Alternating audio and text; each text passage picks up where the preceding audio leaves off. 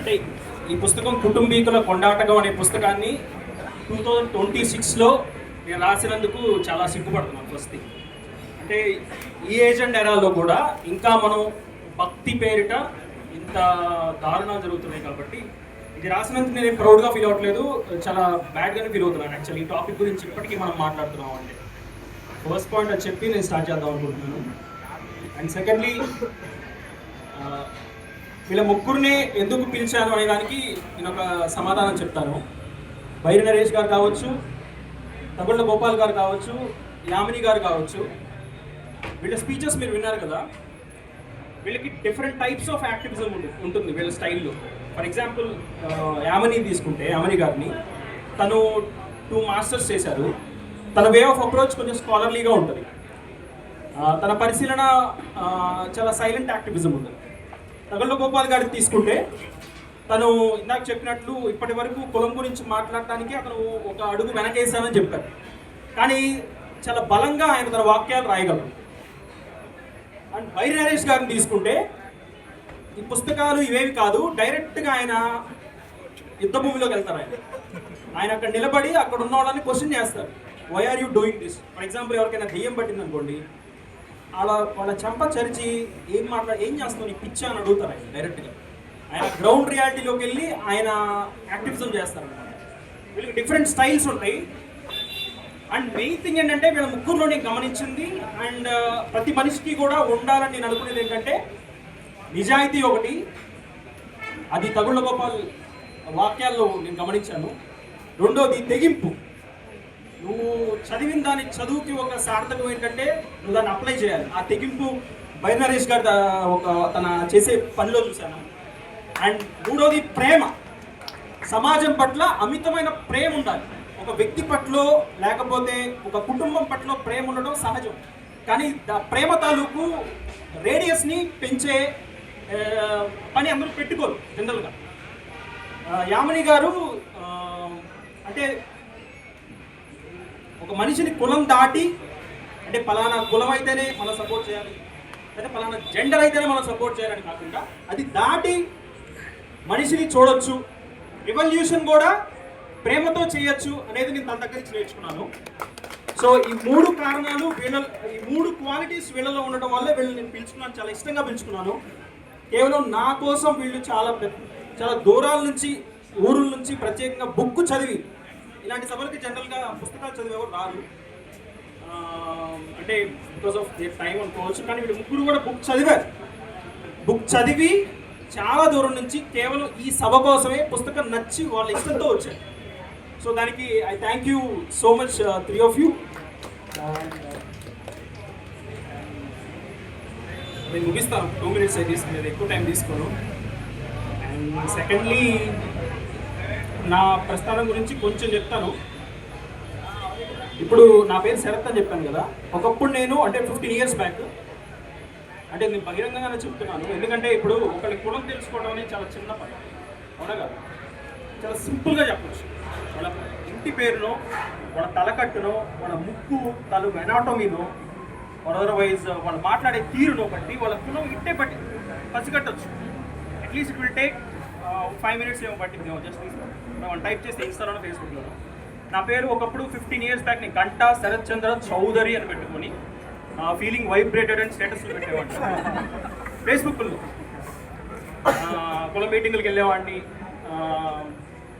అవన్నీ నేను చూశాను దగ్గరగా, కులం ఎలా పనిచేసింది, ఆ డిన్నర్ టేబుల్ కాన్వర్జేషన్స్ అన్నీ విన్నాను. అసలు ఎలా వివక్ష చూపించవచ్చు ఇవన్నీ నేను చేసిన వాడిని ఒక వ్యక్తిగా 15 years బ్యాక్. కానీ ఇవన్నీ చేశానని నాకు ఎలా తెలిసిందంటే, నేను సివిల్ సర్వీసెస్ ప్రిపేర్ అయ్యాను. సమాజం పట్ల కొంత నాకు ఎప్పటి నుంచి ఏదో చేయాలని ఉండేది, కానీ ఈ కులస్పృహ కానీ ఈ మతం మీద ఒక అవగాహన నాకు లేదు. అది రావడానికి నాకు చాలామంది హెల్ప్ చేశారు. అందులో భాగంగా ఫర్ ఎగ్జాంపుల్ అంబేద్కర్ గారు కావచ్చు, పెరియార్ గారు కావచ్చు, ఫూలే కావచ్చు, మార్క్స్ కావచ్చు, ఇందాక సార్ చెప్పిన నార్ల వెంకటేశ్వరరావు, జాగర్లమూడి కుక్కుస్వామి, కళ్యాణ్ రావు, జాషువా, ఇంకా చాలామంది. అండ్ వీళ్ళ ముగ్గురుతో కలిపి నా ఎడ్యుకేషన్ నేను అన్లర్నింగ్ చేయటం వల్లే నేను ఈ పుస్తకం రాయగలిగాను. లేకపోతే నేను రాసుండేవాడిని కదా ఇలాంటి. నాకేం పని, నేను ఇప్పుడు జనరల్గా ఎక్కడ ఖమ్మం మహాసభలు జరుగుతున్నాయి అక్కడ ఉండేవాడిని, నేను మొదటి సీటు నిజంగా అక్కడే ఉండేవాడిని. లేకపోతే ఏ అఖండ సినిమాలోనూ సైడ్ క్యారెక్టర్ చేసేవాడిని.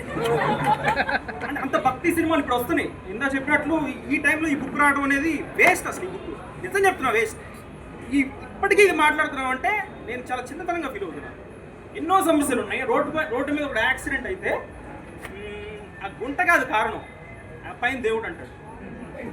ఆ స్టేజ్లో ఉన్నాం. ఆ క్వశ్చన్ని చంపేసింది అనమాట ఈ దేవుడు దేవత ఈ భక్తి అనే ఫీలింగ్. అఫ్కోర్స్ మీరు అనొచ్చు, అరే నువ్వు ప్రివిలేజ్డ్ రా, ఏదన్నా మాట్లాడతావు, దేవుడు లేడంటావు, నీకేం పోయింది.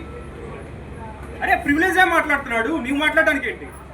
ఇప్పుడు ప్రివిలేజ్డే మాట్లాడుతున్నాడు. నేను సోకాల్డ్ ఆధిపత్య కులం నుంచే వచ్చాను, అన్నీ ఉన్నాయి, వస్తువులు, ఫుడ్ ఉంది, బెడ్ ఉంది, పైన ఫ్యాన్ ఉంది. వాడే మాట్లాడుతున్నాడు కదా, మీకేమైంది మాట్లాడటానికి అనేది నా ప్రశ్న. సో ఆవేశంగా మాట్లాడారు.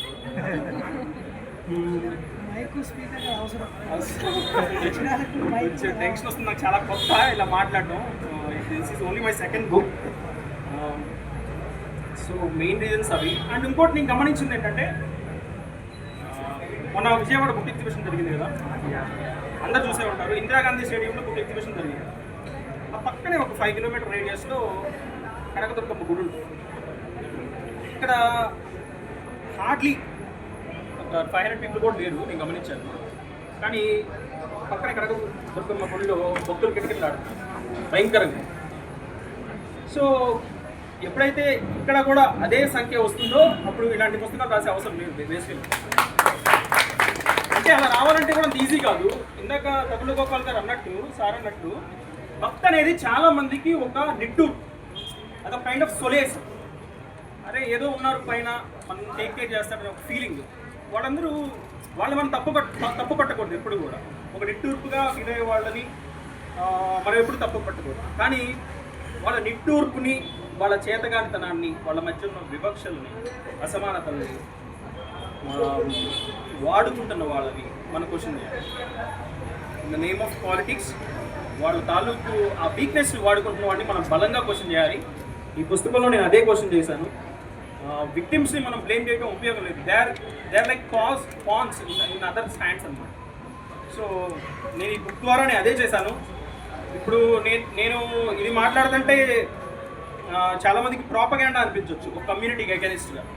కానీ ఎవరైతే వీళ్ళ ముగ్గురు ఎడ్యుకేట్ చేస్తున్నారు, లేకపోతే నేను ఏదో చెప్తున్నాను, ఇదంతా ప్రాపగాండా అంటున్నారు, ప్రాపగాండాని మాత్రం హిస్టరీ అంటున్నారు. అదే నాకు అర్థం కావట్లేదు. సో ఆ డిఫరెన్సెస్ మీకు అర్థం కావాలంటే మీ చూపు మారాలి, మన చూపు మారాలి, మన దృక్పథం మారాలి. ఇర్రెస్పెక్ట్ ఆఫ్ క్యాస్ట్ అండ్ రిలీజియన్ ఆ దృక్పథం చూపు మారాలి అంటే మనం చదువుకోవాలి. ఒక క్వశ్చన్, అంబేద్కర్ అన్ని పుస్తకాలు రాశాడు, అందరి వాడు ఎందుకు కాలేకపోయాడు? ఎవరు ఫెయిల్ చేశారు? I don't know. నేను అతనికి ఏదో జై భీమని మిమ్మల్ని చెప్పమని చెప్పట్లేదు, జై భీమని చెప్పక్కర్లేదు.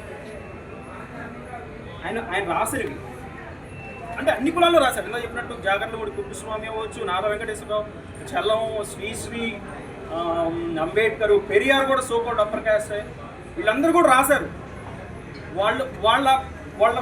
వాళ్ళు ఏం రాశారు అనేది ఫస్ట్ మనకి సరిగ్గా ఎవరు చెప్పట్లా. అంబేద్కర్ ఫస్ట్ ఓలో అంటాడు, 22 ఓస్ తీసుకుంటాడు ఆయన బుద్ధిజంకు మారినప్పుడు. నేను రాముని నమ్మను, కృష్ణుని నమ్మను, ఏ దేవుని నమ్మను, వాళ్ళు చెప్పిన స్క్రిప్చర్స్ నమ్మను, ఆ స్క్రిప్చర్స్ మీద నాకు ఎటువంటి దైవభక్తి లేదు, దాని తాలూకు ఒక సీక్రెట్నెస్ అనేది ఎప్పుడైతే తీసేస్తామో అప్పుడు మన క్వశ్చనింగ్ స్టార్ట్ చేస్తారు ఆయన ఓస్. సో అవి మనకి అర్థమైనప్పుడే మనకి సమాజంలో మనం ఒక సమత అనేది, ఒక ఈక్వాలిటీ అనేది ఏర్పడుతుందని నాకు అనిపిస్తుంది.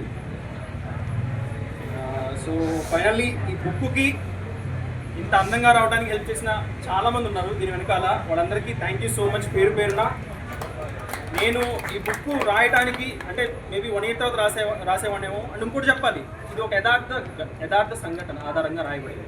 ఇది ఎవరికి తెలియదు, ఈ పుస్తకం ఒక యథార్థ సంఘటన ఆధారంగా రాయబడింది. చాలామంది అనుకోవచ్చు ఇది 8 years బ్యాక్ జరిగినట్టు ఉంటుంది, చదివితే అని. కానీ ఇది రియల్గా జరిగిన స్టోరీయే. నేను కొంచెం రియలిస్టిక్ ఫిక్షన్ యాడ్ చేసి రాశాను. ఇది కొన్ని అగ్రకులాల మధ్య జరిగిన గొడవ కాబట్టి సమాజంలోకి ఒక ప్రాబ్లంగా రాలేదు, ఒక న్యూస్ పేపర్ ఆర్టికల్గా ఉండిపోయింది. నేనేదో నా స్టైల్లో తీసుకొచ్చాను బయటికి, లేకపోతే ఎప్పటికీ అంతే ఉండేది, ఒక పేపర్ ఆర్టికల్లా ఉండేదన్నమాట. సో ఆ చూపు నాకు కలిగించింది ఇలాంటి రచయితలు, ఇలాంటి సామాజిక ఉద్యమకారులు, అలాంటి స్కాలర్స్, వీళ్ళందరికీ థ్యాంక్ యూ చెప్తున్నాను ఈ వేదిక ఆధారంగా. వీళ్ళందరికీ ఇప్పుడు ఫ్రైడే మీరు ఎక్కడికైనా వెళ్ళొచ్చు, మీరందరూ కూడా యాక్టివిజంలో భాగమే. ఇలాంటి పుస్తకాలను ఎంకరేజ్ చేయడం కానీ, ఇలాంటి సభలకు రావడం కానీ మీరు మీరు మీరు ఫోర్ ఫ్రంట్లో పెట్టి ఇక్కడికి వచ్చి కూర్చొని వింటున్నందుకు thank you so much to each and every one. Thank you all. Thank you.